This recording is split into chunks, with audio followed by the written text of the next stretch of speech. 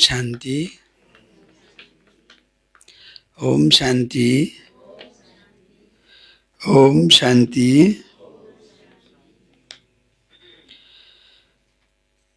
आज 2077 साल फागुन 3 गते सोमबार 15 फरवरी 2021 को बाबाको साकार मुरली छ। मुरलीको सारमा बाबाले भन्नुभएको छ, मिठे बच्चे यो संगम युग हो, चढ्ती कलाको युग। यो संगम युग हो, चढ्ती कलाको युग। यसमा सबैको भलो हुन्छ। त्यसैले भनिन्छ तिम्रो चढ्ती कला सबैको भला। यो संगम युग हो, चढ्ती कलाको युग। यसमा सबैको भलो हुन्छ।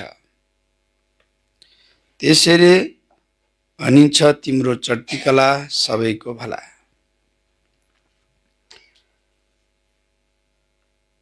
प्रश्नमा बाबाले सोध्नुभएको छ, बाबाले सबै ब्राह्मण बच्चाहरूलाई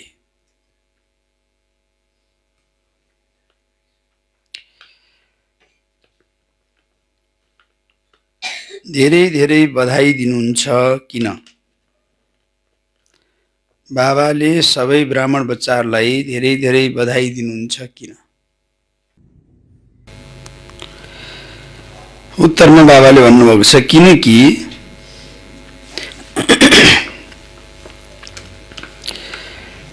किनकि बाबा भन्नुहुन्छ तिमी मेरा बच्चाहरू मनुष्यबाट देवता बन्छौ। किनकि बाबा भन्नुहुन्छ तिमी मेरा बच्चाहरू मनुष्यबाट देवता बन्छौ। तिमी अहिले रावणको जन्जिरबाट छुट्छौ।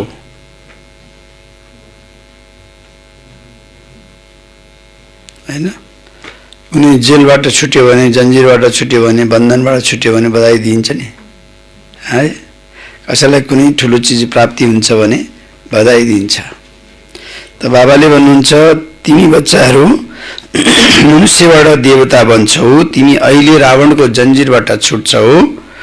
तिमीले स्वर्गको राजाई प्राप्त गर्छौ अनि तिमी सम्मान सहित पास हुन्छ। कोही पास भयो भने पनि बधाई दिने चलन छ है। तिमी सम्मान सहित पास हुन्छौ।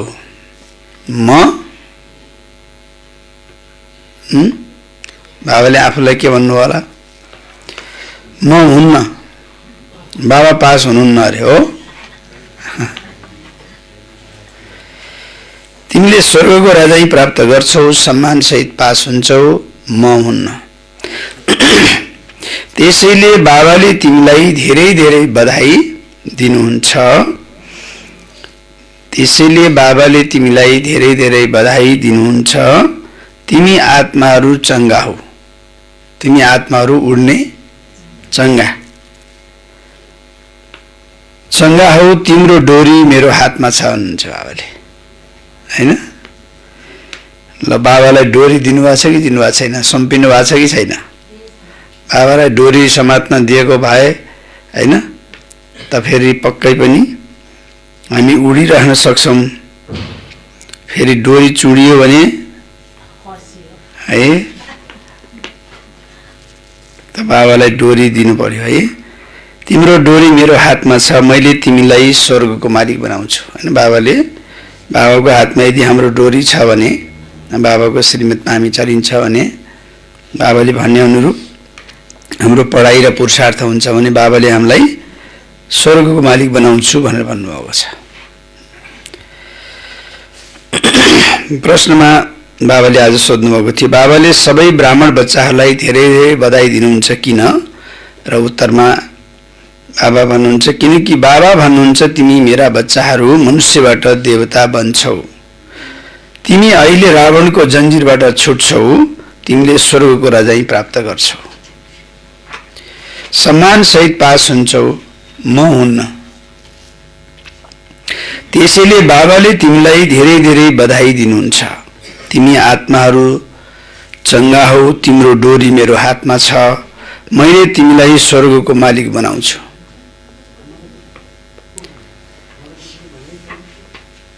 गीत आखिर वह दिन आया आज। ओम शान्ति। यो अमर कथा कसले सुनाइरहनु भएको छ? अमर कथा भन या सत्यनारायणको कथा भन वा तिजरीको कथा भन, तिनै मुख्य छन्। अहिले तिमी कसका अगाडि बसेका छौ र कसले तिमीलाई सुनाइरहनु भएको छ? सत्संग त यिनले पनि धेरै गरेका छन्। ब्रह्मा बाबाको लागि बाबाले भन्नुहुन्छ सत्संग त यिनले पनि धेरै गरेका छन्। त्यहाँ त सबै मनुष्यहरू देखिन्छन्। भन्छन् फलाना सन्यासीले कथा सुनाउँछन्, शिवानन्दले सुनाउँछन्, हैन? अनेक टाइटलहरू नामहरू राखेका हुन्छन्। त त्यहाँ धेरै मनुष्यहरू देखिन्छन्। भन्छन् फलाना सन्यासीले कथा सुनाउँछन्, जाम भनेर बटु लिएर जान्छन्। होइन? यहाँ त धेरै सत्संग छन्। गल्ली गल्लीमा सत्संग छन्। माताहरू पनि पुस्तक लिएर बसेर सत्संग गर्छन्। त्यहाँ मनुष्यलाई देख्नुपर्छ, तर यहाँ त अद्भुत कुरा छ। तिम्रो बुद्धिमा को छ? वहाँ त मनुष्यलाई देखिन्छ, हैन? मनुष्य फलाना सन्यासीले सत्संग सुनाउँछन्, कथा सुनाउँछन् भनेर गइन्छ। त्यहाँ धेरै मनुष्यलाई नै देख्नुपर्छ, तर यहाँ त अद्भुत कुरा छ। तिम्रो बुद्धिमा के छ? को छ? परमात्मा। तिमीले भन्छौ अहिले बाबा सामुन्ने आउनु भएको छ। निराकार बाबाले हामीलाई पढाउनुहुन्छ। मनुष्यले भन्छन् ईश्वर त नाम रूपदेखि अलग हुनुहुन्छ। बाबाले सम्झाउनुहुन्छ नाम रूपदेखि अलग हुनुहुन्छ, हुनुहुन्न? बाबा नाम रूपदेखि अलग हुनुहुन्छ? हजुर हुनुहुन्न। किन? हजुर त को हुन्छ त नाम रूपदेखि अलग? हजुर बाबाले भन्नुहुन्छ नाम रूपदेखि अलग कुनै चिजै हुँदैन। हैन? हामीले अरूलाई बताउने पनि यो नाम पनि नभएको रूप पनि नभएको कोही कुरो बताउन सक्नुहुन्छ? सक्नुहुन्छ? नामै छैन भने कसरी बताउनुहुन्छ? कसरी भन्ने? सम्बोधनै कसरी गर्ने? हैन? रूपै छैन भने त्यसलाई चाहिँ अब त्यसको व्याख्या पनि कसरी गर्ने? नाम र रूप नभएको कुनै चीज वस्तु हुँदैन। तिमी बच्चाहरूलाई थाहा छ यहाँ कोही पनि साकार मनुष्यले पढाउँदैन। अन्त जहाँ गए पनि सारा संसारमा साकारले नै पढाउँछन्। यहाँ त परमपिता हुनुहुन्छ जसलाई निराकार परमपिता परमात्मा भनिन्छ। वहाँ निराकारले साकारमा बसेर पढाउनुहुन्छ। यहाँ त परमपिता हुनुहुन्छ, पढाउनेवाला कोही साकार त छैन, तर फेरि निराकारले साकारमा बसेर पढाउनुहुन्छ। यो बिल्कुलै नयाँ कुरा भयो। यस्तो कहीँ सुन्न पाइएको थियो र? निराकार आएर साकारमा बसेर पढाउनु भएको छ भन्ने कहीँ सुनेको थिएन। जन्म जन्म तिमीले सुन्दै आएका छौ यी फलाना पण्डित हुन्, गुरु हुन्, अनगिन्ती नाम छन्। दुनियाँ त धेरै ठुलो छ। जसले जे सिकाउँछन् सम्झाउँछन् ती मनुष्य नै हुन्। सिकाउनेवाला नि मनुष्य, सिक्नेवाला पनि मनुष्य। मनुष्य नै शिष्य बनेका छन्। अनेक प्रकारका मनुष्य छन्। फलानाले सुनाउँछ, सदैव शरीरको नाम लिइन्छ। भक्ति मार्गमा निराकारलाई बोलाउँछन्, हे पतित पावन आउनुहोस्। उहाँ नै आएर बच्चाहरूलाई सम्झाउनुहुन्छ। तिमी बच्चाहरूलाई थाहा छ कल्प कल्प सारा दुनियाँ जुन पतित बन्छ त्यसलाई पावन बनाउने एउटै निराकार बाबा हुनुहुन्छ। तिमी जो यहाँ बसेका छौ तिमीहरू मध्ये पनि कोही कच्चा छन्, कोही पक्का छन्, किनकि आधा कल्प तिमी देह अभिमानी बनेका छौ। बाबाले भन्नुहुन्छ तिमी मध्ये पनि कोही कच्चा छन्, कोही पक्का छन्, किनकि आधा कल्पसम्म तिमी के बन्यौ? देह अभिमानी। अब यसै जन्ममा के बन्नु छ? देही अभिमानी। तिम्रो देहमा रहने जुन आत्मा छ त्यसलाई परमात्माले बसेर सम्झाउनुहुन्छ हैन। यहाँ बसेका देहले हो पढेको हैन। यहाँ बसेको सबै विभिन्न रूपको देहहरू छ नि त हैन, नाम पनि छ। त त्यसले पढेको होइन, त्यो नामको जुन देह छ त्यो देहभित्र बसेको आत्माले पढ्छ सुन्छ। त्यसलाई आत्माले परमात्मा शिव बाबाले पढाउनुहुन्छ आत्माहरूलाई। आत्माले नै संस्कार लिएर जान्छ। आत्माले भन्छ कर्म इन्द्रियहरूद्वारा म फलाना हुँ, तर आत्माभिमानी त कोही छैन भन्न त भन्छ। आत्माभिमानी अहिले कोही पनि छैन। बाबाले सम्झाउनुहुन्छ जो सूर्यवंशी चन्द्रवंशी थिए उनी यति बेला आएर के भन्छन्, ब्राह्मण बन्छन् हैन। कसैले ज्ञान सुनेन बुझेन भने पनि टाउको दुखाउनु भएन हो। कसैले ज्ञान सुन्दै सुनेन बुझ्दै बुझेन उसको बुद्धिमा घुस्दै घुसेन भने के गर्नु पर्यो हजुर?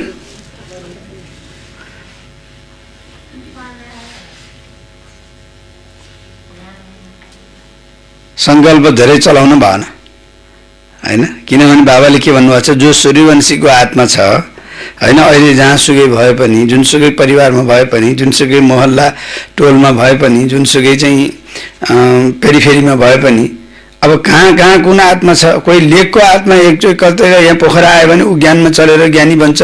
अब अरू कोही त्यहाँकालाई चान्सै छैन। किनभने त्यो सूर्यवंशी कुलको आत्मा संसारको जुनसुकै कुनामा भए पनि यहाँ सम्पर्कमा आउँछ, ज्ञान सुन्छ, धारणा गर्छ। अब बाँकी अब कसैले दिनदिनै यो माइकबाट पढेको सुने तापनि अगल बगलमा छिमेकीमा भएर उनीहरूको बुद्धिमा आउँदैन, बुझिँदैन। किनभने त्यो सूर्यवंशी कुलको आत्मा होइन हैन। कसैलाई चाहिँ एउटा मुरलीको टुक्रो, कसैलाई एउटा ज्ञानामृतको टुक्रो हैन भए पनि त्यो देखेर एउटा सेन्टेन्स मात्रै देख्यो भने, एउटा चाहिँ वाक्य मात्रै कतै देख्यो भने नौलो लाग्छ, त्यसले आकर्षण गर्छ। अनि त्यसलाई चाहिँ प्रकाशन गर्ने को होला भनेर खोज्दै आउँछ, भेटाउँछ।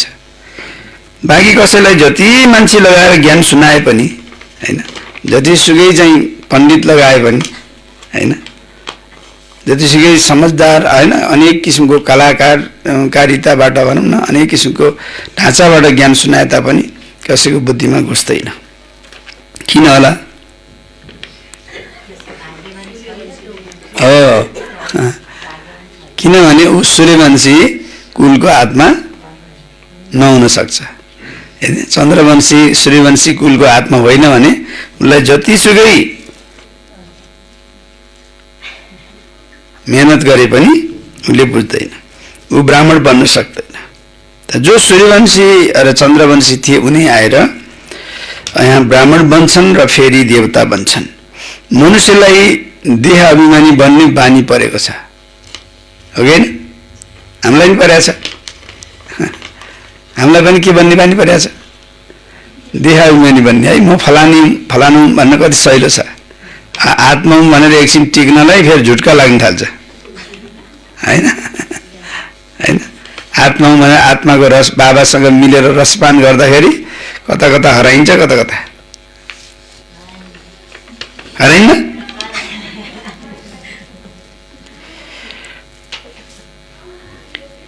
त्यसैले मनुष्यलाई देह अभिमानी रहने बानी परेको छ, त्यही देही अभिमानी रहन बिर्सिन्छन्।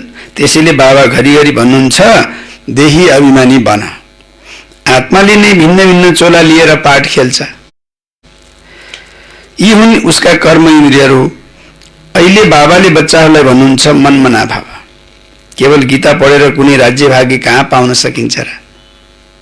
तिमीलाई यति बेला त्रिकालदर्शी बनाइन्छ। कतिले त गीता कण्ठै बनाएका छन् है, हेर्न पनि पर्दैन। त्यहाँ भन्छन् सबै फलानु ठाउँमा फलानु अध्यायको फलानु नम्बरको श्लोकमा यो भनिएको छ।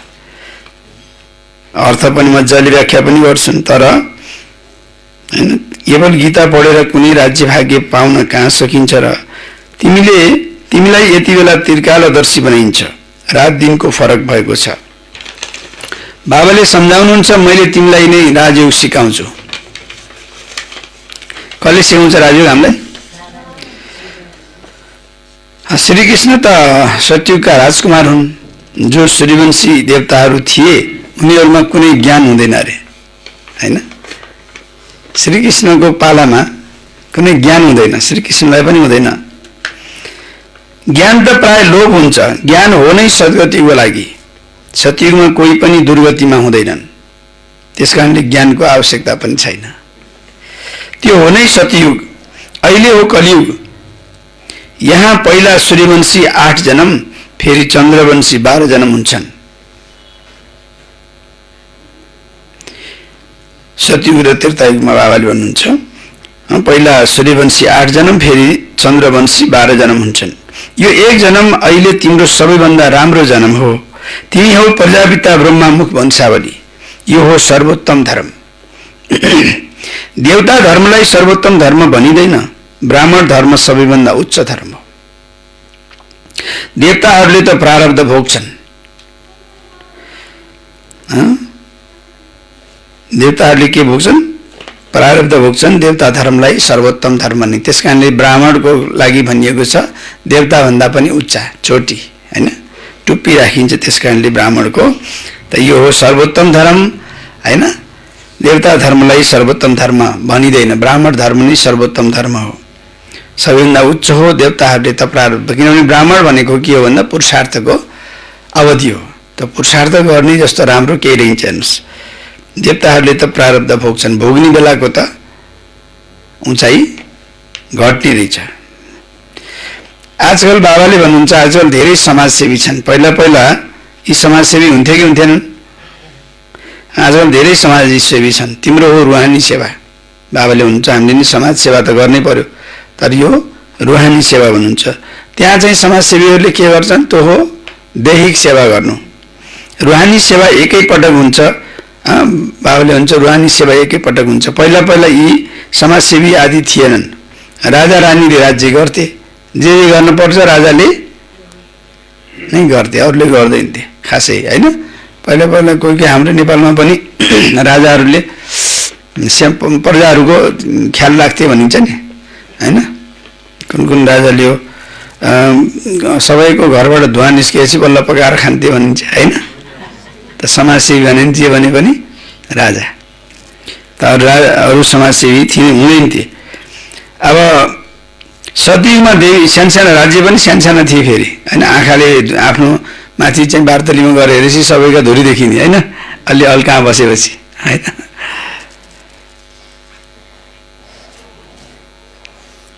सतयुगमा देवी देवता थिए, तिमी नै पूज्य थियौ, फेरि पुजारी बन्यौ। द्वापरमा जब लक्ष्मीनारायण वाम मार्गमा जान्छन् अनि मन्दिर बनाउँछन्। सबैभन्दा पहिला शिवको मन्दिर बनाउँछन्। उहाँ हुनुहुन्छ सर्वका सद्गति दाता, त्यसैले अवश्य उहाँको पूजा हुनुपर्छ। शिव बाबाले नै आत्माहरूलाई निर्विकारी बनाउनु भएको थियो नि। फेरि हुन्छ देवताहरूको पूजा। तिमी नै पूज्य थियौ, फेरि पुजारी बन्यौ। बाबाले सम्झाउनु भएको छ चक्रलाई याद गरिराख। सिँढी झर्दा झर्दा एकदम जमिनमा पिँधमा आइपुगेका छौ। अहिले तिम्रो चर्ती कला हो। भन्छन् चर्ती कला तेरे भाने सर्वका भला। सारा दुनियाँका मनुष्य मात्रको अब बाबाले भन्नुहुन्छ चर्ती कला गराउँछु। पतित पावन आएर सबैलाई पावन बनाउनुहुन्छ। जब सतयुग थियो चर्ती कला थियो र बाँकी सबै आत्माहरू कहाँ थिए? मुक्तिधाममा थिए, हैन? जब सती बाबाले हुन्छ अहिले आएर पतित पावन आएर सबैलाई पावन बनाउनुहुन्छ बाबाले। र जब सतयुग थियो त सबैको चर्ती कला थियो। सबै चर्ती कलामा त थिएनन्। जति चर्ती कलामा थिए त्योभन्दा बाँकी कहाँ थिए? मुक्तिधाममा थिए। बाबा बसेर सम्झाउनुहुन्छ प्यारा बच्चाहरू, मेरो जन्म भारत खण्डमा नै हुन्छ। शिव बाबा आउनुभएको थियो, यसको गायन गरिएको छ भारत खण्डका शास्त्रहरूमा, किताबहरूमा। त्यसकारणले बाबाको जन्म चाहिँ भारत खण्डमा नै हुन्छ। अहिले फेरि आउनु भएको छ। यसलाई भनिन्छ राजस्व अश्वमेध यज्ञ हो। राजस्व अश्वमेध अविनाशी रुद्र गीता ज्ञान यज्ञ। स्वराज्य पाउनको लागि यज्ञ रचिएको छ, विघ्न पनि परेका थिए भन्छन् शास्त्रमा लेखेको छ। यज्ञ त रचिन्छ तर यज्ञमा विघ्न पनि परेका थिए, अहिले पनि परिरहेका छन्। हो पर्छ पर्दैन, विघ्न परे छैनन्? के को विघ्न पर्छ हजुर? यज्ञमा विघ्न परेको थियो अरे भनेर लेखेको छ शास्त्रमा। अहिले पनि परिरहेका छन् विघ्न भन्नुहुन्छ, त कस्तो खालको विघ्न परेको छ हजुर? हैन, अब पहिला त समाजको अपोजिसन हुन्छ, इष्टमित्रको घरवालाहरूको अपोजिसन हुन्छ, त्यो पनि विघ्नै हो हैन? फेरि त्यो सबै विघ्नबाट मुक्त भयो भने फेरि अर्को विघ्न आउँछ हैन? आफ्नै सङ्कल्प विकल्प हैन, संशयको पनि विघ्न पर्छ होला हैन? फेरि अरू केही नभए आलस्यको विघ्न पर्छ हैन? सबै विघ्नबाट मुक्त भएपछि मजाले योग गरेर पुरुषार्थ गर्नुपर्ने होइन र? फेरि आफ्नै सङ्कल्प विकल्प, फेरि आलस्य भयो, फेरि त्यही योगमा बसेर पुरुषार्थ गर्ने बेला निन्द्रा किन आउनु पर्थ्यो र?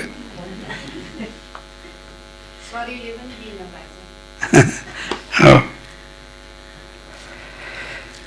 शरीर भनेको त स्थूल वस्तु भयो, सूक्ष्मबाट नि धेरै विघ्न आउने के हैन? शरीर अब रोगी भयो भने त विघ्न आइहाल्छ, हिसाब किताब भन्नु पर्यो त्यसलाई। बाँकी विघ्न ल्याउने त अरू तत्त्वहरू छन्, सङ्कल्पबाट बढी विघ्न पर्छ।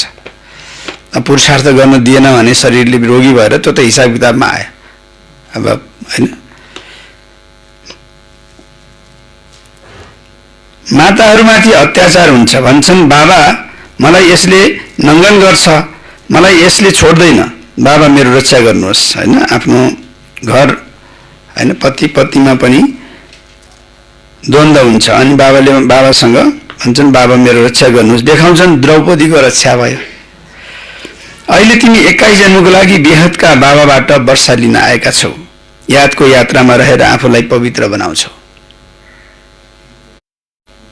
फेरि विकारमा गयो भने के हुन्छ? विकारमा गयो भने समाप्त, फेरि पिना पुग्यो है, एकदम गिर्छौ। त्यसैले बाबा भन्नुहुन्छ पवित्र अवश्य रहनु छ। जो कल्प पहिला पवित्र बनेका थिए उनीले पवित्रताको प्रतिज्ञा गर्नेछन्। फेरि कोही पवित्र रहन सक्छन्, कोही रहन सक्दैनन्। प्रतिज्ञा गरेर पनि कोही रहन सक्छन्, कोही फेरि रहन सक्दैनन् हैन? आखिर ज्ञानमा हुने बेला त सबैले पवित्रताको प्रतिज्ञा गरेर हैन बन्ने भनेर गर्ने भनेरै आएको हुन्छ नि त। फेरि पछि कति वर्षपछि कहाँ पुग्छन् हैन? कोही रहन सक्छन्, कोही रहन सक्दैनन्। मुख्य कुरा हो यादको। याद गर्यौ, पवित्र रह्यौ र सुदर्शन चक्र घुमाइरह्यौ भने फेरि के हुन्छ? याद गर्यौ, पवित्र बन्यौ, सुदर्शन चक्र घुमाइरह्यो भने उच्च पद पाउँछौ। विष्णुका 2 रूपले राज्य गर्छन् नि, तर विष्णुलाई जुन शङ्खचक्र देखाइदिएका छन् त्यो देवतालाई दिएको थिएन हैन? अहिले त देखाइदिएका छन्, तर त्यो बाबाले भन्नुहुन्छ देवताहरूलाई दिएको थिएन। लक्ष्मीनारायणलाई पनि थिएन शङ्खचक्र, किनभने उनीहरूले शङ्ख फुक्दैन हैन? उनीहरूले शङ्ख पनि फुक्दैनन्, उनीहरूले चक्र पनि चलाउँदैनन्। चक्र चलाउने बेला त अहिले हो नि, शङ्ख फुक्ने बेला पनि अहिले हो।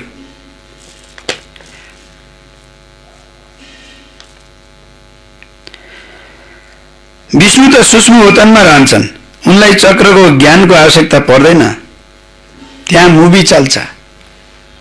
अहिले तिमीले जानेका छौ हामी शान्तिधामका निवासी हौँ, त्यो हो निराकारी दुनियाँ।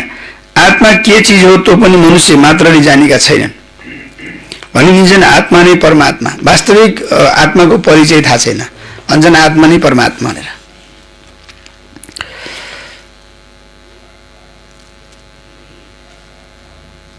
आत्माको लागि भन्छन् एउटा चम्किलो तारा हो जो भिरकुटीको बीचमा बस्छ।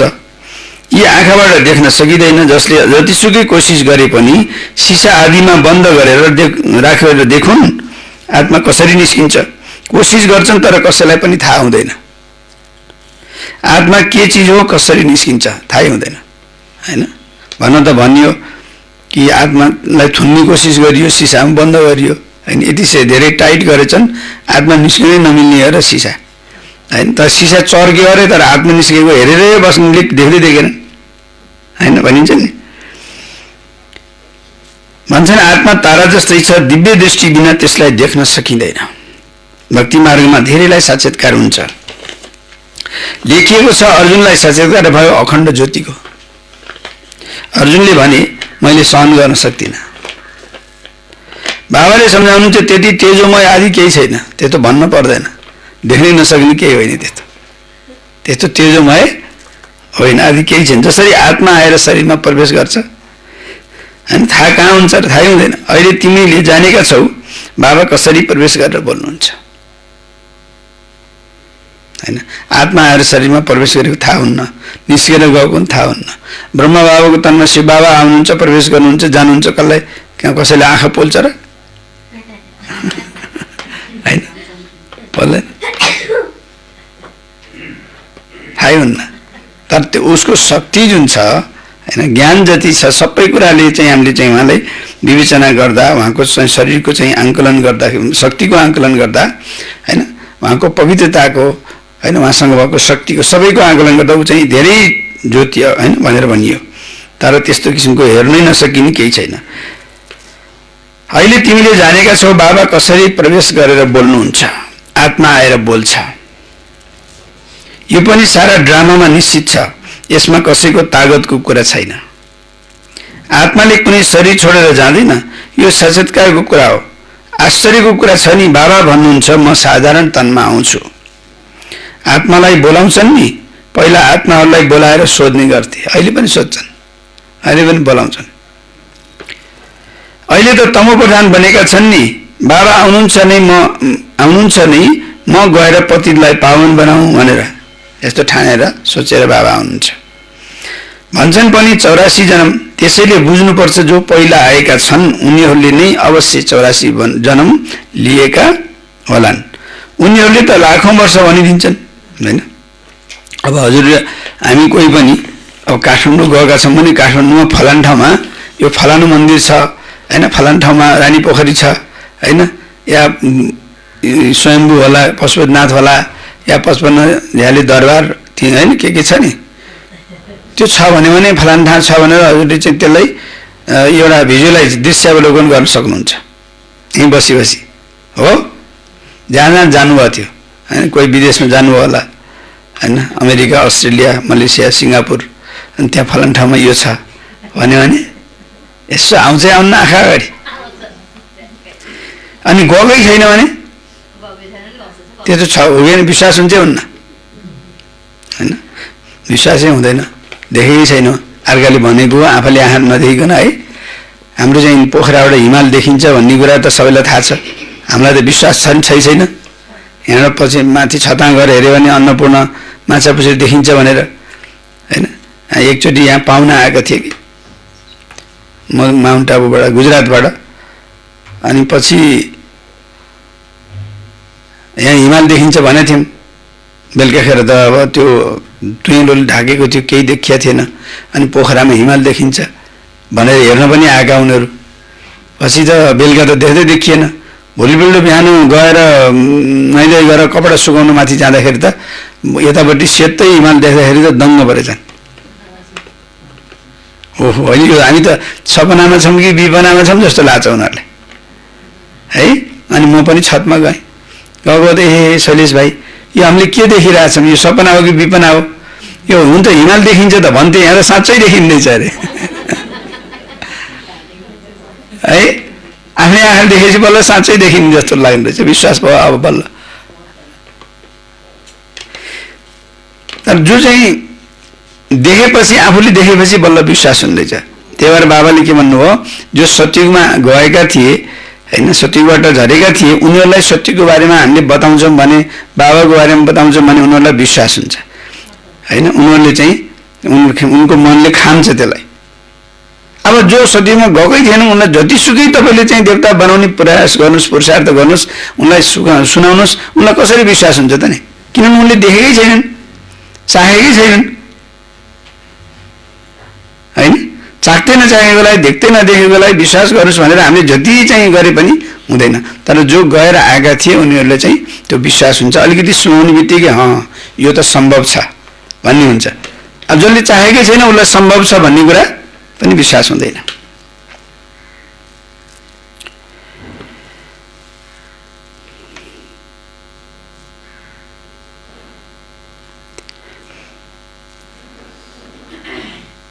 तिमीलाई स्वर्गमा पठाएको थिएँ, अहिले बाबाले सम्झाउनुहुन्छ, तिमीलाई स्वर्गमा पठाएको थिएँ, तिमीले गएर राज्य गरेका थियौ, तिमी बच्चाहरूलाई स्वर्गमा पठाएको थिएँ, राजयोग सिकाएको थिएँ सङ्गममा।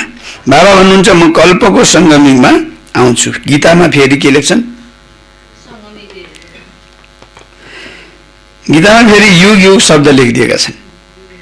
म सङ्गममा आएर ज्ञान सुनाउँछु, गीता सुनाउँछु, तर फेरि गीतामा के लेखिदिए? युगे युगे लेखिदिए। अहिले तिमीले जानेका छौ हामी सिँढी झर्छौँ अनि चढ्छौँ, चढ्ने कला फेरि गिर्ने कला। अहिले यो सङ्गम युग हो, सबैको चढ्ती कलाको युग। सबै चढ्छन्, सबै माथि जान्छन्, फेरि तिमी आउँछौ स्वर्गमा पाठ खेल्न। सतयुगमा अरू कुनै धर्म थिएन, त्यसैलाई भनिन्छ निर्विकारी दुनियाँ। फेरि देवी देवताहरू वाम मार्गमा गएर सबै विकारी हुन थाल्छन्, यथा राजा रानी तथा प्रजा। बाबाले सम्झाउनुहुन्छ हे बच्चाहरू तिमी निर्विकारी दुनियाँमा थियौ, अहिले हो विकारी दुनियाँ। अनेक धर्म छन् तर एक देवी देवता धर्म छैन, हैन? देवी देवता धर्म छैन। अहिले कसैले आफूलाई देवी देवता भन्न सक्दैनन्। ब्राह्मण पनि भन्छन्, हैन? भए पनि नभए पनि क्षेत्रीय छन्, वैश्य शूद्र सबै छन्, त्यसमा पनि अरू कति कति धर्महरू छन्, सबै छन्, तर आदि सनातन देवी देवता धर्म छैन। जब हुँदैन तब अवश्य फेरि स्थापना हुन्छ। बाबा हुनुहुन्छ म आएर ब्रह्माद्वारा आदि सनातन देवी देवता धर्मको स्थापना गर्छु। यहाँ नै स्थापना गर्नुहुन्छ नि, हैन? ठाउँ त यही नै हो, यही नै गर्नु पर्यो। सूक्ष्म वतनमा गर्नुहुन्न।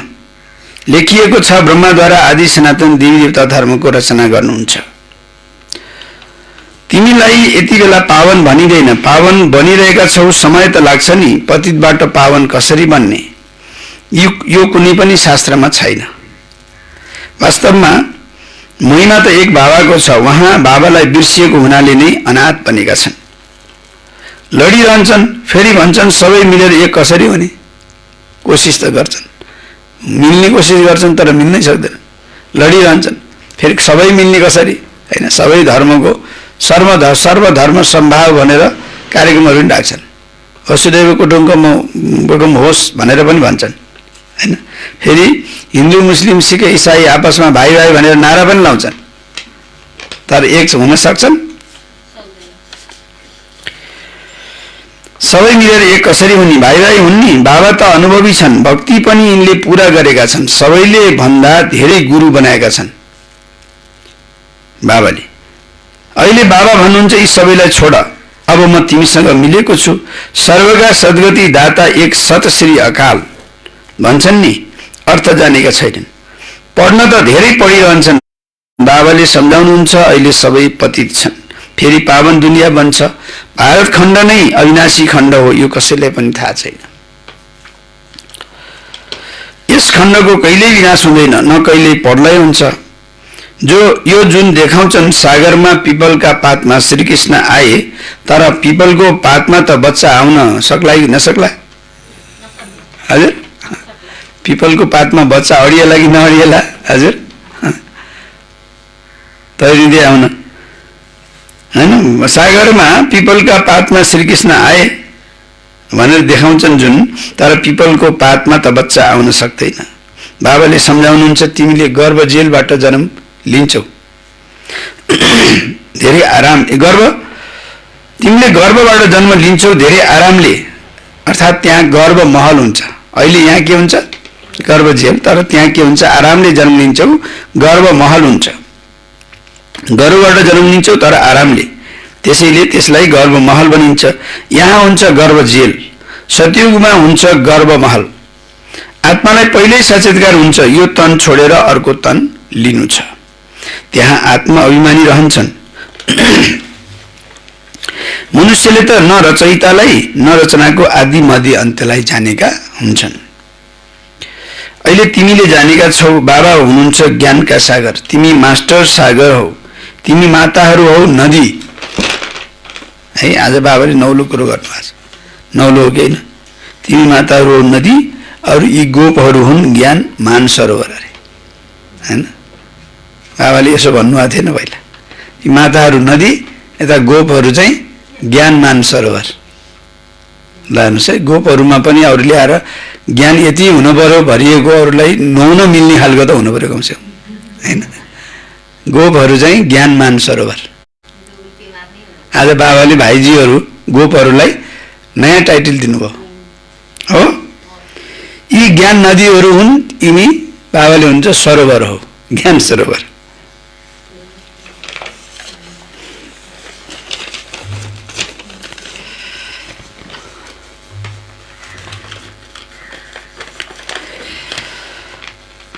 ल गोपहरूले पनि आफूलाई बुझ्नु पर्यो है, आफूमा यति त भर्नु पर्यो कमसेकम, अरूले आएर नुहाउनु मिलोस्, होइन?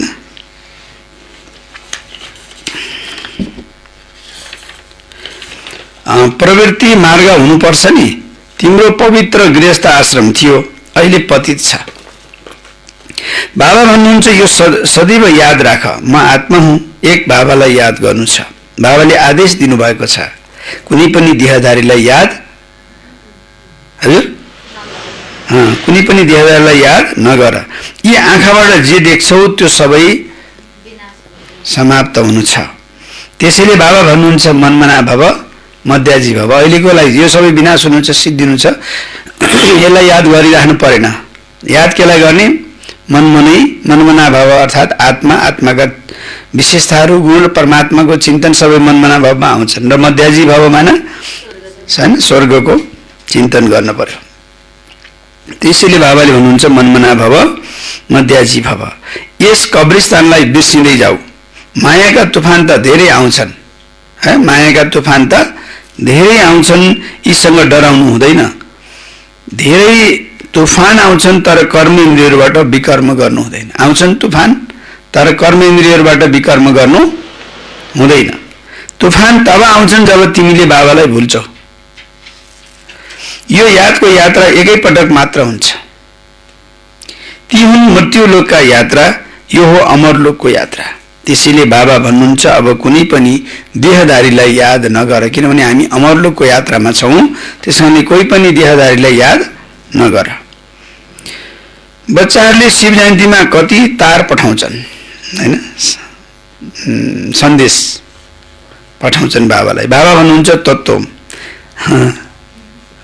शुभभावना शुभकामना पठाउँछन् नि त शिवरात्रिमा बाबालाई।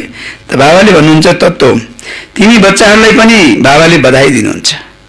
वास्तवमा तिमीलाई बधाई छ, किनकि मनुष्यबाट देवता त तिमी भन्छौ, म त भन्दैन, होइन? फेरि जो सम्मानसहित पास हुन्छन् उनलाई धेरै नम्बर र राम्रो श्रेणी मिल्छ।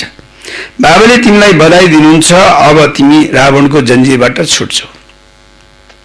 सबै आत्माहरू चङ्गा हुन्, सबैको डोरी बाबाको हातमा छ, उहाँले सबैलाई लैजानुहुन्छ। बाबाले भनेको भन्दा बाहेक दायाँ बायाँ जान पाइँदैन, हेर्नुहोस् है।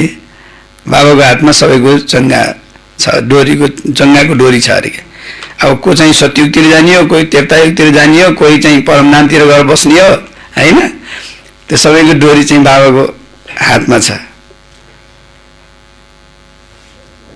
सबैका सद्गति दाता हुनुहुन्छ, तर तिमीले स्वर्गको राजधानी प्राप्त गर्नुको लागि पुरुषार्थ गरिरहेका छौ।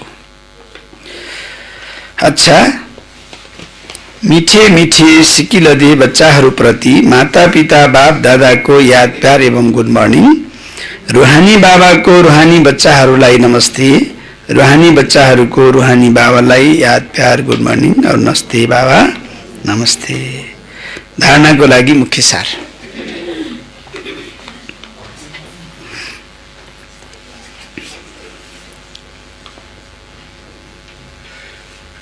आज विशेष धारणाको लागि बाबाले पॉइंट दिनुभएको छ। सम्मान सहित पास हुनुको लागि सम्मानसहित पास हुनको लागि एक बाबालाई याद गर्नु छ।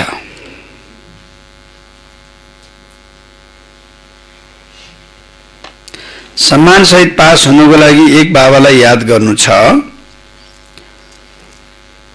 कुनै पनि देहधारीलाई होइन। सम्मानसहित पास हुनको लागि एक बाबालाई याद गर्नु छ, कुनै पनि देहधारीलाई होइन। यी आँखाबाट जे देखिन्छ त्यसलाई देखेर पनि देख्नु हुँदैन। सम्मानसहित पास हुनुको लागि एक बाबालाई नै याद गर्नु छ, कुनै पनि देहधारीलाई होइन। यी आँखाबाट जे देखिन्छ त्यसलाई देखेर पनि देख्नु हुँदैन।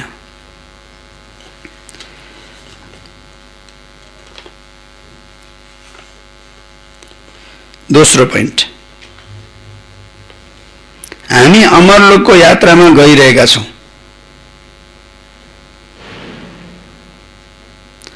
हामी अमरलोकको यात्रामा गइरहेका छौँ, त्यसैले मृत्युलोकको केही पनि याद नरहोस्। हामी अमरलोकको यात्रामा गइरहेका छौँ, त्यसैले मृत्युलोकको केही पनि याद नरहोस्। यी कर्म इन्द्रियहरूद्वारा कुनै पनि विकर्म नहोस्। किनभने हामी अमरलोकको यात्रामा गइरहेछौँ, त्यसकारणले यो मृत्युलोकको केही पनि याद नरहोस्। यी कर्म इन्द्रियहरूद्वारा कुनै पनि विकर्म नहोस्। यो विशेष ध्यान राख्नु छ। के धारणा गर्ने? आज दिनभरि के धारणा गर्ने? हजुर, ख्याल के कुरा ख्याल गर्न पर्यो विशेष?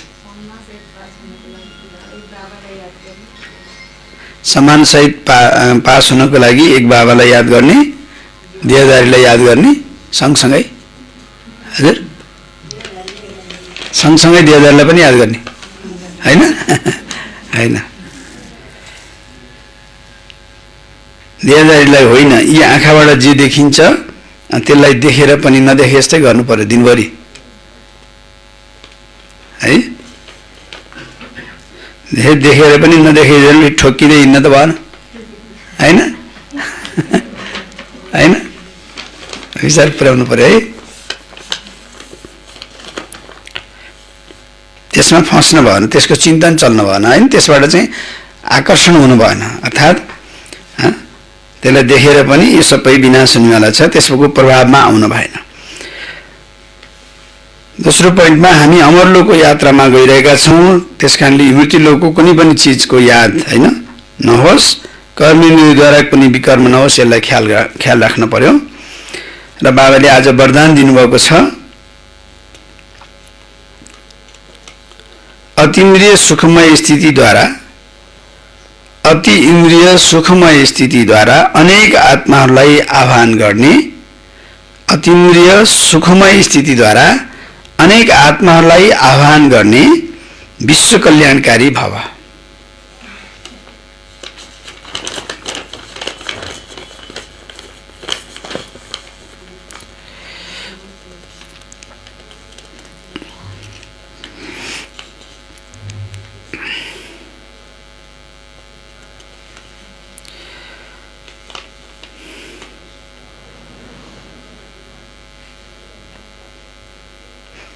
अतीन्द्रिय सुखमय स्थितिद्वारा अनेक आत्माहरूलाई आह्वान गर्ने विश्व कल्याणकारी भव। विस्तार, जति अन्तिम कर्मातीत अवस्था समीप आउँदै जान्छ,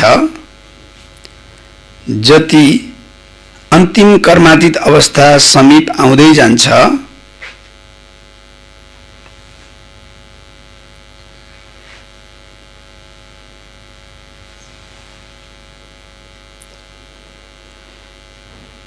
जति अन्तिम कर्मातीत अवस्था समीप आउँदै जान्छ, त्यति आवाजभन्दा पर शान्त स्वरूप स्थिति बढी प्रिय लाग्छ।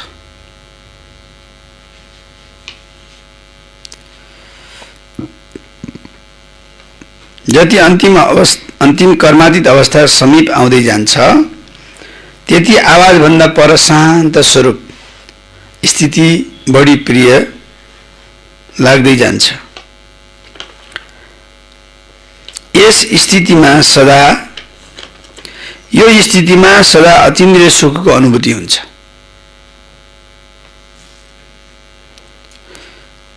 आवाजभन्दा पर शान्त स्वरूप स्थिति जुन प्रिय लाग्दै जान्छ त्यसपछि त्यो स्थितिमा सदा अतीन्द्रिय सुखको अनुभूति हुन्छ र यही अतीन्द्रिय सुखमय स्थितिद्वारा अनेक आत्माहरूलाई सहजै आह्वान गर्न सक्छौ।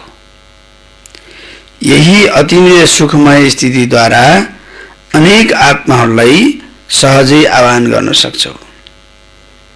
अब आफूले अतीन्द्रिय सुखको अनुभूति गरे भने अरूलाई आह्वान, त्यो सुख प्राप्तिको लागि, त्यो शान्ति प्राप्तिको लागि आह्वान गर्न मिल्यो, आह्वान गर्न सकियो।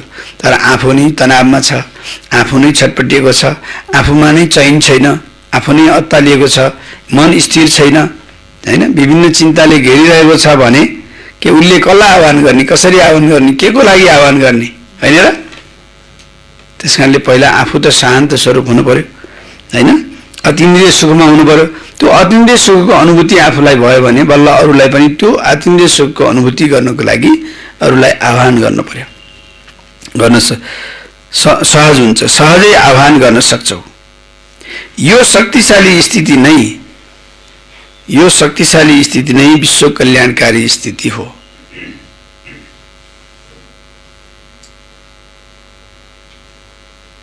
यो शक्तिशाली स्थिति नै विश्व कल्याणकारी स्थिति हो।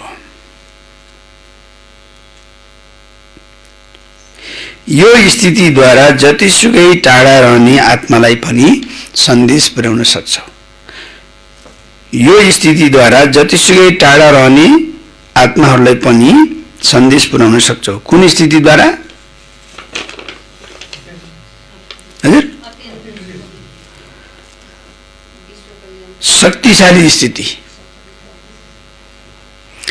शक्तिशाली स्थिति नै जुन अतीन्द्रिय सुखमय स्थिति छ, त्यो अतीन्द्रिय सुखमय स्थिति नै विश्व कल्याणकारी स्थिति हो, हैन? त्यो अतीन्द्रिय सुखको अनुभूति नै कतिखेर हुन्छ? जब हामी शान्त स्वरूप हुन्छौँ, हैन? जब कर्मातीत अवस्था समीप आउँदै जान्छ त्यसपछि आवाजभन्दा परको शान्त स्वरूप स्थिति प्रिय लाग्छ र जब आवाजभन्दा पर शान्त स्वरूपको स्थिति प्रिय लाग्दै जान्छ त्यतिखेर अतीन्द्रिय सुखको अनुभूति हुन्छ। त्यो अतीन्द्रिय सुखको अनुभूति नै वास्तवमा शक्तिशाली स्थिति हो र जब त्यो शक्तिशाली स्थिति हुन्छ तब त्यो शक्तिशाली स्थिति नै विश्व कल्याणकारी स्थिति हो र त्यो विश्व कल्याणकारी स्थिति यदि त्यस भयो भने, यसरी विश्व कल्याणकारी स्थिति हामीले बनायौँ भने त्यसबाट टाढा रहने व्यक्तिलाई पनि सहजै सन्देश पुर्याउन सक्छौँ, आह्वान गर्न सक्छौँ, आकर्षण गर्न सक्छौँ, प्रभावित गर्न सक्छौँ कि यतातिर तिमीलाई आवश्यक भएको कुरा यहाँनिर छ, आऊ, हैन? उनीहरूलाई खिच्न सकिन्छ। वरदान एकचोटि पुनः। अतीन्द्रिय सुखमय स्थितिद्वारा अनेक आत्माहरूलाई आह्वान गर्ने विश्व कल्याणकारी भव। जति अन्तिम कर्मातीत अवस्था समीप आउँदै जान्छ त्यति आवाजभन्दा पर शान्त स्वरूप स्थिति बढी प्रिय लाग्छ। यो स्थितिमा सदा अतीन्द्रिय सुखको अनुभूति हुन्छ र यसै अतीन्द्रिय सुखमय स्थितिद्वारा अनेक आत्माहरूलाई सजिलै आह्वान गर्न सक्छौ। यो शक्तिशाली स्थिति नै विश्व कल्याणकारी स्थिति हो र यही स्थितिद्वारा जतिसुकै टाढा रहने आत्माहरूलाई पनि सन्देश पुर्याउन सक्छौ। स्लोगन: हरेकको विशेषतालाई स्मृतिमा राखेर, हरेकको विशेषतालाई स्मृतिमा राखेर विश्वास पात्र बन्यो भने संगठन बलियो हुन्छ। के हुन्छ? हरेकको विशेषतालाई, हैन, अरू रूप रङलाई हेर्न भएन, अब उनलाई हेर्न भएन, हरेकको विशेषतालाई हेरेर त्यो विशेषतालाई स्मृतिमा राखेर अनि विश्वास पात्र बनियो भने संगठन बलियो हुन्छ। आज बाबाले के भन्नुभएको थियो मुरलीको सारमा? मीठे बच्चे यो सङ्गम युग हो, चढ्ती कलाको युग, यसमा सबैको भलो हुन्छ भनिन्छ। तिम्रो चढ्ती कला सो सबैको भला। प्रश्नमा बाबाले भन्नुभएको थियो, सोध्नुभएको थियो, के सोध्नुभएको थियो? बाबाले सबै ब्राह्मण बच्चाहरूलाई धेरै धेरै बधाई दिनुहुन्छ किन? किन? किनकि बच्चाहरू, तिमी मेरा बच्चाहरू मनुष्यबाट देवता बन्छौ हैन। तिमी अहिले रावणको जन्जिरबाट छुट्छौ, तिमीले स्वर्गको राजधानी प्राप्त गर्छौ, तिमी सम्मानसहित पास हुन्छौ, म हुन्न। त्यसैले बाबाले तिमीलाई धेरै धेरै बधाई शुभकामना दिनुहुन्छ। तिमी आत्माहरू चङ्गा हौ, तिम्रो डोरी मेरो हातमा छ, मैले तिमीलाई स्वर्गको मालिक बनाउँछु। ओम शान्ति।